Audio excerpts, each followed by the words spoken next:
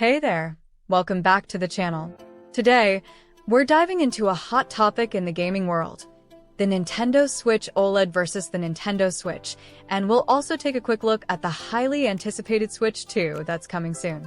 If you've been wondering whether the Switch OLED is worth the upgrade or if you should just stick with the standard Switch or wait for the new Switch 2, you're in the right place. We're going to cover everything from the new display differences to performance, battery life, design changes, and of course, the future of Nintendo with the Switch 2. So, whether you already own a Switch or you're thinking about buying your first one, we've got you covered. By the end of this video, you'll have a much better idea of which model is right for you and what to expect in the future of Nintendo gaming.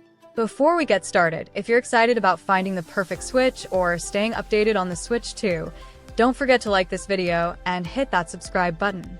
It helps us a ton and lets you stay updated on all the latest gaming news. Now, let's dive into the two current Switch models. The Nintendo Switch itself is super versatile, letting you play at home or take your gaming on the go. It's that hybrid design that made it such a big hit when it launched back in 2017. The standard Switch has a 6.2-inch LCD screen, and it's great for gaming. But then, in 2021, Nintendo released the Switch OLED, which takes things up a notch with a 7-inch OLED screen.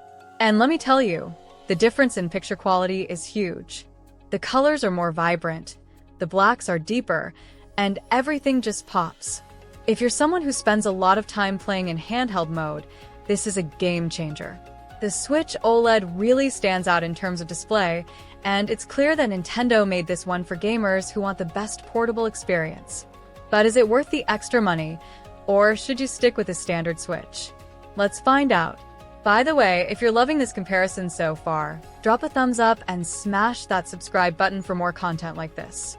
When it comes to performance, both the Switch and the Switch OLED are nearly identical. Both consoles have the same NVIDIA Tegra X1 chip, which means that when it comes to gameplay, you're not going to see any major difference in how games run.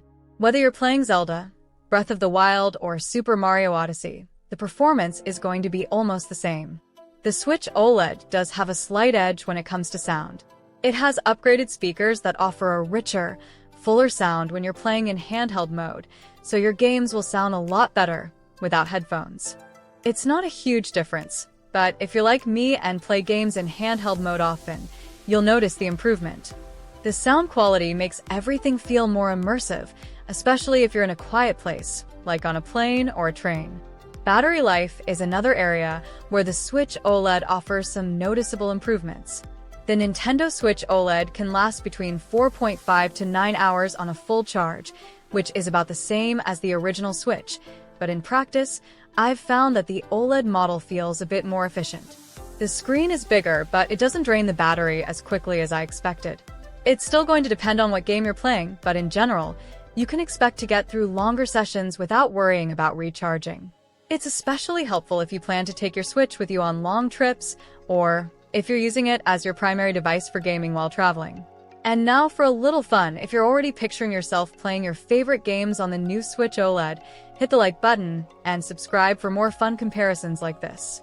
One of the biggest selling points of the Switch OLED is that gorgeous 7-inch OLED display.